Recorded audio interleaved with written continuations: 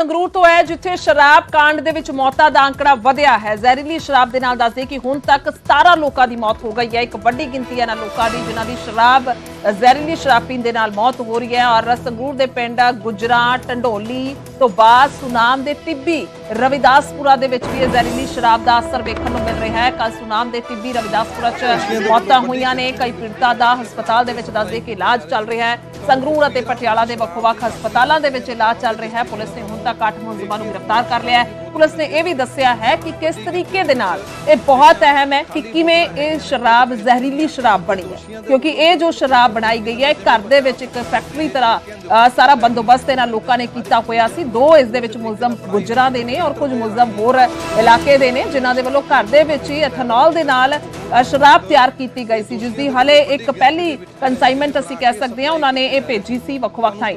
चरणजीत कौशल ने मेरे सहयोगी फोन लाइन ते चरणजीत की कुछ जानकारी है। मौतां दा आंकड़ा लगातार वध रहा है जो एक वाकई चिंता का विषय है। बिल्कुल लगातार जिहड़ा हैगा इस मामले दे विच मौतां दा आंकड़ा लगातार वधदा जा रहा है, क्योंकि जिहड़ा एथेनॉल हैगा एथेनॉल दे नाल पीड़ित जिहड़ी जहरीली शराब पी के जदों लोग हॉस्पिटल दे विच आउंदे ने तां किते ना किते इलाज होण तो बाद भी डॉक्टरां तो नहीं संभाले जा रहे। एक जहरीला इन्ना क ਇਹ ਕੈਮੀਕਲ ਹੈਗਾ ਜਿਹੜਾ ਲਗਾਤਾਰ ਸਾਰੇ ਮਰੀਜ਼ਾਂ ਨੂੰ ਆਪਣੀ ਮੌਤ ਦੀ ਚਪੇਟ ਉਹਦੇ ਵਿੱਚ ਲੈ ਕੇ ਲਗਾਤਾਰ ਜਾ ਰਿਹਾ। ਤੁਹਾਨੂੰ ਦੱਸ ਦੇ ਕਿ ਅਗਰ ਆਪਾਂ ਉਮਰ ਦੀ ਗੱਲ ਕਰੀ ਤਾਂ ਤਕਰੀਬਨ 4 ਤੋਂ ਲੈ ਕੇ 5 ਦਾ ਇਦਾਂ ਦੇ ਨੌਜਵਾਨ ਨੇ ਜਿਨ੍ਹਾਂ ਦੀ ਉਮਰ 25 ਤੋਂ ਲੈ ਕੇ 35 ਸਾਲ ਦੇ ਵਿੱਚ ਜਿਹੜੀ ਹੈਗੀ ਆ ਸਿਹਤ ਮਹਿਕਮੇ ਦੇ ਵੱਲੋਂ ਦੱਸੀ ਜਾ ਰਹੀ ਆ।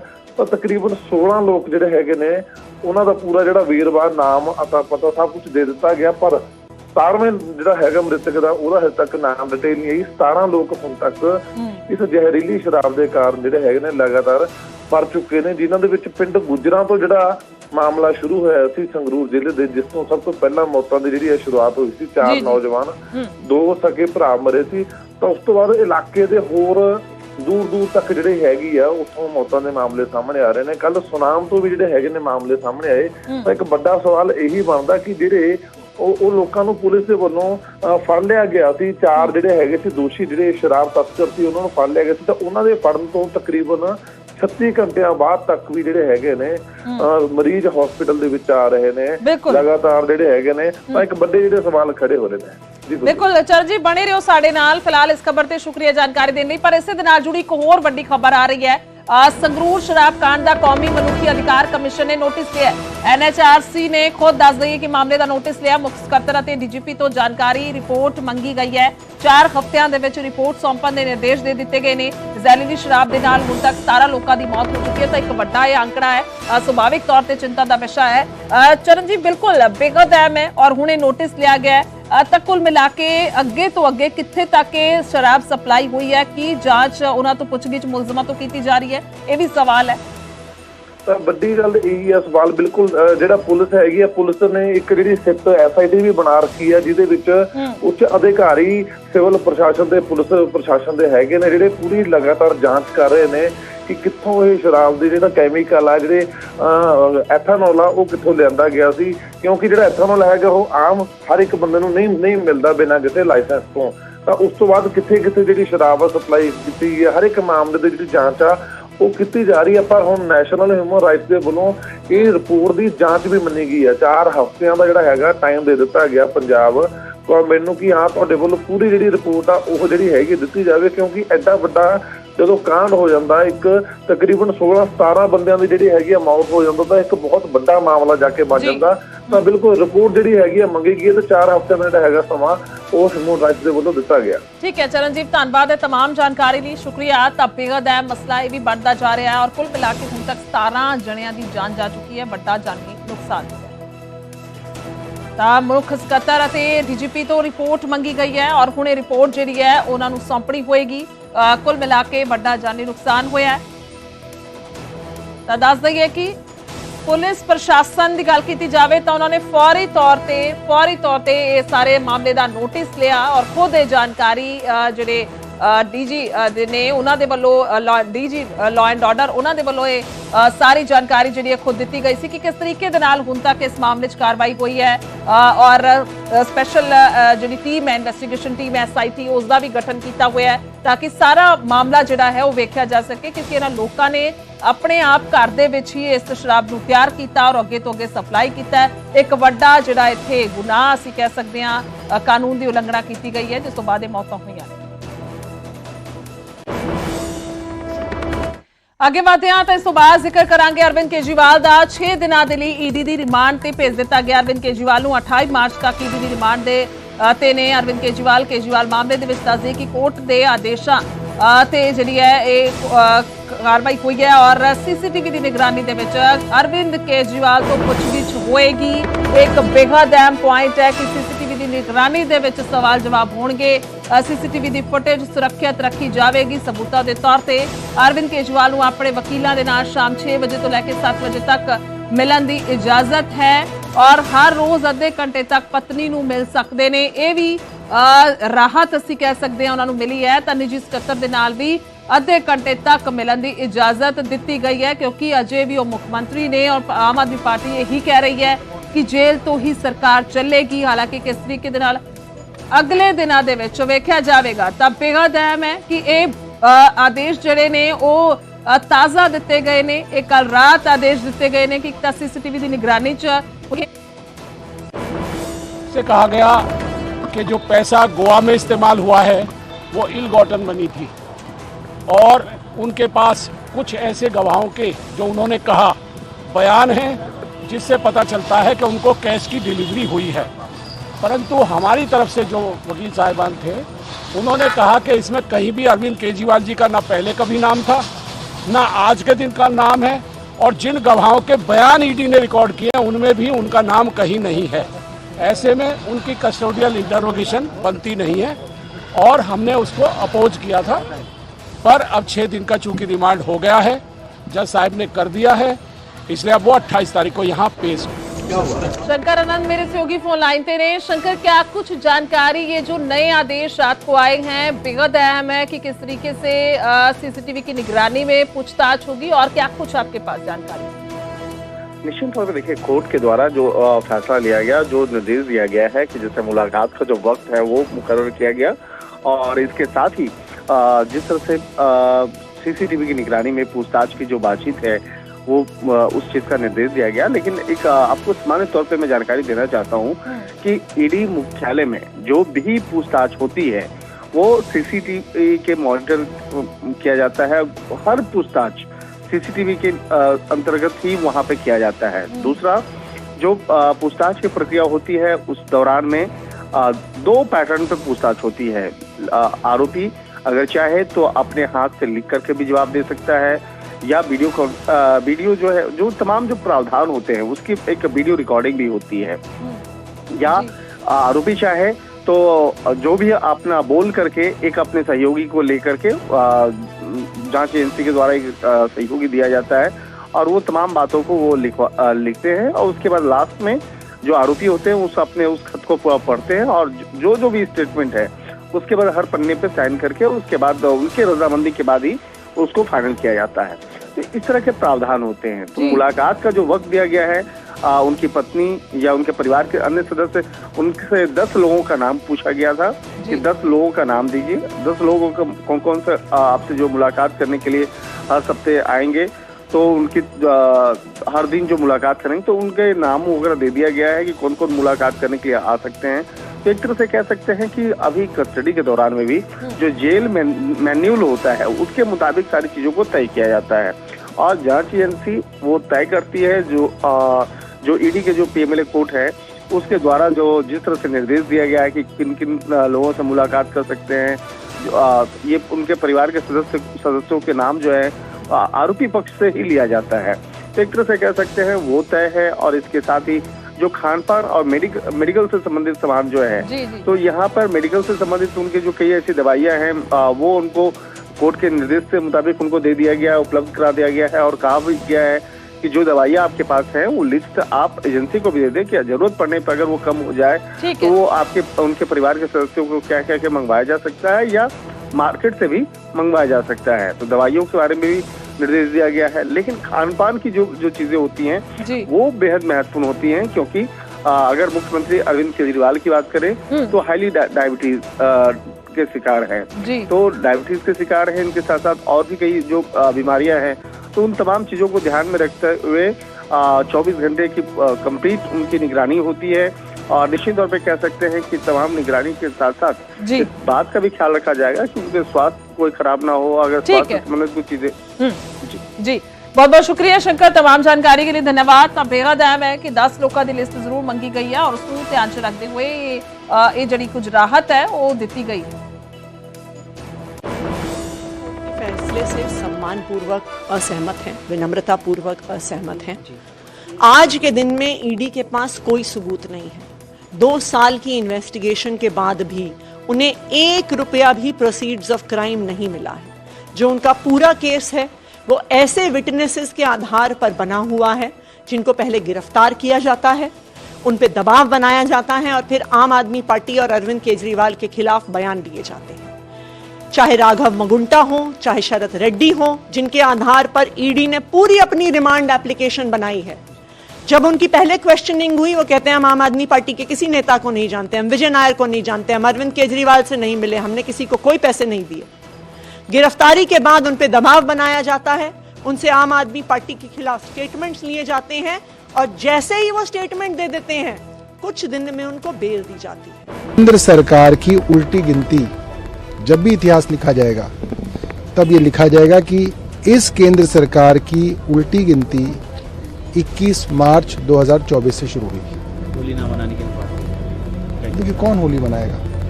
आपके घर में, आपके परिवार में ऐसा हो जाए कौन होली मना सकता है? तो बड़ी दुख की बात है, बड़ा दुर्भाग्य है पूरे देश का कि आज दिल्ली के अंदर, देश के अंदर ऐसे हालात हैं। और भारतीय जनता पार्टी के समर्थक भी आज ये बात प्राइवेटली हम लोगों से कह रहे हैं कि भाई बाकी सब तो ठीक था बट ये ज़्यादा हो गया, ऐसी उम्मीद नहीं थी। तो जो सुबह से मैं आम आदमी पार्टी के प्रवक्ताओं का और विशेषज्ञों का वक्तव्य सुन रही हूं, they were asking where is the money, कितना पैसा दिया गया, कब किसको कहां दिया गया, इस सब का विवरण अदालत के सामने प्रस्तुत किया गया। उन्होंने ये भी अरविंद केजरीवाल जी ਨੂੰ ਕਿਸੇ ਤਰੀਕੇ ਨਾਲ ਜਾਂ ਤਾਂ ਖਰੀਦ ਲਿਆ ਜਾਵੇ ਜਾਂ ਡਰਾ ਲਿਆ ਜਾਵੇ, ਧਮਕਾ ਲਿਆ ਜਾਵੇ, ਰੋਕ ਲਿਆ ਜਾਵੇ, ਕਿਉਂਕਿ ਬਾਕੀਆਂ ਨੂੰ ਐਂ ਕਰਦੇ ਆ। ਬਹੁਤੇ ਜਿਹੜੇ ਲੀਡਰ ਜਦੋਂ ਇਹਨਾਂ ਦੇ ਨਾਲ ਚਲੇ ਜਾਂਦੇ ਆ ਉਦੋਂ ਉਹਨਾਂ ਤੇ ਕੋਈ ਕੇਸ ਨਹੀਂ ਹੁੰਦਾ। ਤੁਸੀਂ ਦੇਖੋ ਵੀ ਇੱਕ ਕੰਪਨੀ ਤੇ ਈਡੀ ਰੇਡ ਮਾਰਦੀ ਹੈ, ਦੂਜੇ ਦਿਨ ਉਹ ਇਹਨਾਂ ਨੂੰ ਚੰਦਾ ਦੇ ਦਿੰਦੀ ਹੈ, ਮੁੜ ਕੇ ਸਾਫ਼ ਹੋ ਜਾਂਦੀ ਹੈ। ਸੋ ਇਹ ਈਡੀ ਨੂੰ ਇੱਕ ਪੋਲੀਟੀਕਲ ਟੂਲ ਦੇ ਤੌਰ ਤੇ ਜਿਹੜੀ ਮੋਦੀ ਸਰਕਾਰ ਹੈ ਇਹ ਵਰਤ ਰਹੀ। ਤਾਂ ਦੇਸ਼ ਦੇ ਨਾਲ-ਨਾਲ ਵਿਦੇਸ਼ ਦੇ ਵਿੱਚ ਵੀ ਹੱਕ 'ਚ ਪ੍ਰਦਰਸ਼ਨ ਹੋ ਰਿਹਾ ਹੈ ਆਮ ਆਦਮੀ ਪਾਰਟੀ ਦੇ ਅਰਵਿੰਦ ਕੇਜਰੀਵਾਲ ਦੇ, ਔਰ ਕੈਨੇਡਾ ਦੇ ਵਿੱਚ ਪ੍ਰਦਰਸ਼ਨ ਹੋਇਆ ਹੈ। ਕੌਂਸੂਲੇਟ ਜਨਰਲ ਟੋਰਾਂਟੋ ਦੇ ਦਫ਼ਤਰ ਦੇ ਬਾਹਰ ਦੀਆਂ ਤਸਵੀਰਾਂ ਸਾਹਮਣੇ ਆਈਆਂ ਨੇ ਜਿੱਥੇ ਕਿ ਪ੍ਰਦਰਸ਼ਨ ਕੀਤਾ ਜਾ ਰਿਹਾ ਹੈ। ਵਲੰਟੀਅਰ ਨੇ ਆਮ ਆਦਮੀ ਪਾਰਟੀ ਦੇ ਜਿਨ੍ਹਾਂ ਦੇ ਵੱਲੋਂ ਪ੍ਰਦਰਸ਼ਨ ਕੀਤਾ ਗਿਆ। ਕੌਂਸੂਲੇਟ ਜਨਰਲ ਦੇ ਦਫ਼ਤਰ ਦੇ ਬਾਹਰ ਆਮ ਆਦਮੀ ਪਾਰਟੀ ਦੇ ਵਲੰਟੀਅਰ ਜੁਟੇ ਔਰ ਸੀਨੀਅਰ ਡਿਪਲੋਮੈਟ ਅਧਿਕਾਰੀ ਨੂੰ ਮਿਲਣ ਦੀ ਕੋਸ਼ਿਸ਼ ਕੀਤੀ ਗਈ ਤਾਂ ਸੁਰੱਖਿਆ ਕਰਮਚਾਰੀਆਂ ਨੇ ਵਲੰਟੀਅਰਸ ਨੂੰ ਰੋਕਿਆ ਔਰ ਪ੍ਰਦਰਸ਼ਨਕਾਰੀਆਂ ਨੇ ਫਿਰ ਕੇਜਰੀਵਾਲ ਦੇ ਹੱਕ ਦੇ ਵਿੱਚ ਪੋਸਟਰ ਲੈ ਕੇ ਇਸ ਤਰੀਕੇ ਦੇ ਨਾਲ ਨਾਅਰੇਬਾਜ਼ੀ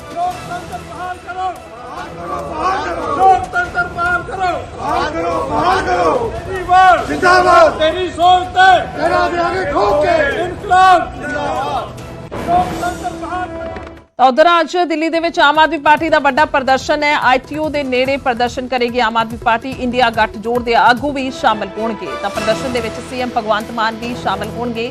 ਕੱਲ ਦਿੱਲੀ ਦੇ ਹਰ ਵਿਧਾਨ ਸਭਾ ਖੇਤਰ ਦੇ ਵਿੱਚ ਪ੍ਰਦਰਸ਼ਨ ਦੀ ਕਾਲ ਦਿੱਤੀ ਗਈ ਹੈ ਤਾਂ 26 ਮਾਰਚ ਨੂੰ ਪੀਐਮ ਰਿਹਾਇਸ਼ ਦਾ ਘਿਰਾਓ ਵੀ ਕੀਤਾ ਜਾਏਗਾ। ਯਾਨੀ ਕਿ ਕੱਲ ਦੀ जो गिरफ्तारी बीते तो बीते दिन गिरफ्तारी हुंदी है और उस तो बाद लगातार कल बवाल हुंदा रहा और खास तौर पे पंजाब दिल्ली दी सड़कों ते और उस तो बाद हुणे एक कॉल दी गई है कल अते अज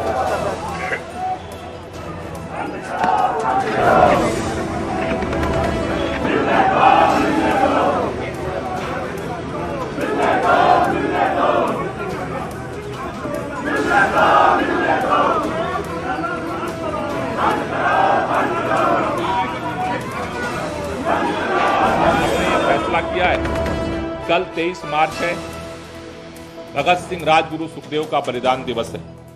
कल दिल्ली के अंदर ITO के पास मौलाना आजाद मेडिकल कॉलेज के सामने जो भगत सिंह राजगुरु सुखदेव का शहीदी पार्क है, कल सुबह 10 बजे दिल्ली के सभी विधायक, सभी मंत्री, सभी पार्षद, सभी आम आदमी पार्टी के पदाधिकारी और इंडिया गठबंधन के अलग अलग के जो पदाधिकारी हैं वो सभी कल 10 बजे शहीदी पार्क पहुंचेंगे। पंजाब के मुख्यमंत्री भगवंत मान जी भी कल दिल्ली में शहीदी पार्क पहुंच करके और सबके साथ मिल करके हम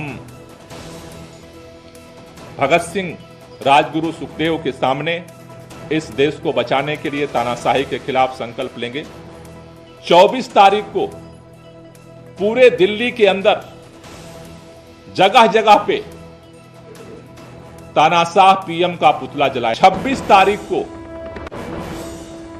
पूरे दिल्ली के लोग इस तानाशाही के खिलाफ प्रधानमंत्री आवास का घेराव करने PM हाउस पहुंचेंगे। 26 तारीख को इस तानाशाही के खिलाफ लोकतंत्र को बचाने के लिए, देश को बचाने के लिए 26 तारीख को PM हाउस का घेराव किया जाएगा।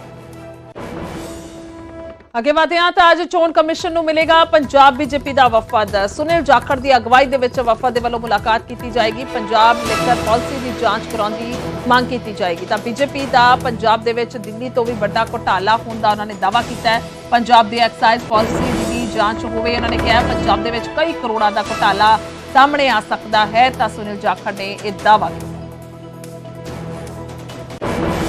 आज वहाँ प्रदर्शन जब किया जा रहा है मोहाली के अंदर, तो उन लोगों के अंदर चीमा साहब भी शामिल होंगे क्या? क्योंकि ये आंच सबसे पहले मुख्यमंत्री के घर तक पहुंचने से पहले एक्साइज मिनिस्टर के दरवाजे पे आएगी। और मैं ईडी से ये भी बेनती करूंगा कि जिन एक्साइज डिपार्टमेंट के ऑफिसर्स को डरा के, धमका के, उनकी बाजू मरोड़ के उनसे जिस पॉलिसी पे साइन कराए गए थे, उनको प्रोटेक्शन देके they should be included, their statement should be recorded without any coercion। उनके साथ आज, क्योंकि सरकार ये आज मोदी साहब और बीजेपी गवर्नमेंट के ऊपर जो इल्जाम लगा रहे हैं, भूल रहे हैं कि code of conduct is in place.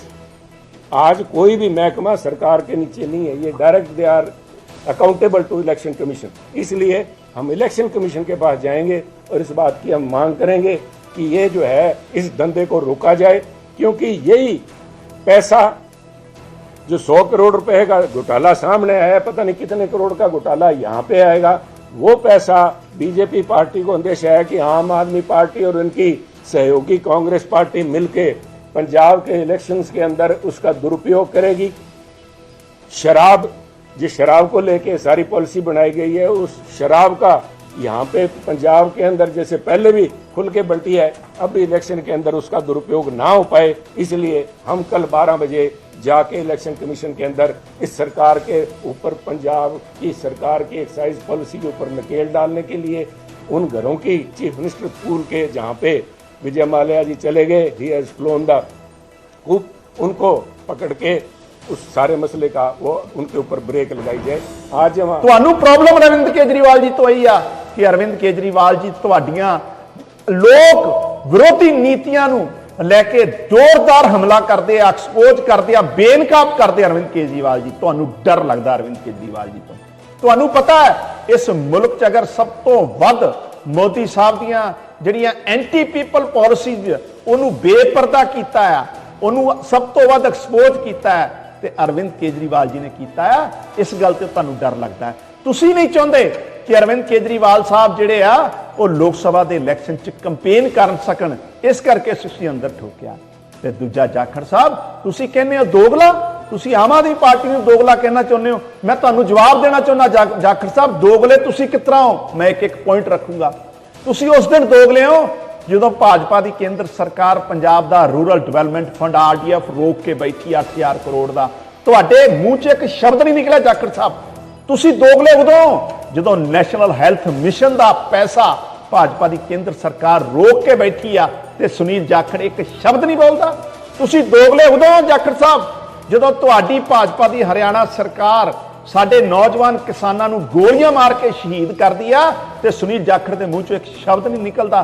ਤੁਸੀਂ ਦੋਗਲੇ ਉਦੋਂ ਸੁਨੀਲ ਜਾਖੜ ਜੀ ਜਦੋਂ ਲਖੀਮਪੁਰ ਖੀਰੀ ਦੇ ਕਾਤਲ ਦੇ ਪਿਓ ਨੂੰ ਭਾਜਪਾ ਤੁਹਾਡੇ ਮੋਦੀ ਸਾਹਿਬ ਨੂੰ ਟਿਕਟ ਦੇ ਕੇ ਨਵਾਜ਼ਦੇ ਆਪਣੇ ਕੈਬਨਿਟ ਦਾ ਹਿੱਸਾ ਬਣਾਉਂਦੇ ਆ ਤੇ ਸੁਨੀਲ ਜਾਖੜ ਦੇ ਮੂੰਹ ਚੋਂ ਇੱਕ ਆਵਾਜ਼ ਨਹੀਂ ਨਿਕਲੀ। ਇਸ ਕਰਕੇ ਦੋਗਲੇ ਤੁਸੀਂ ਹੋ।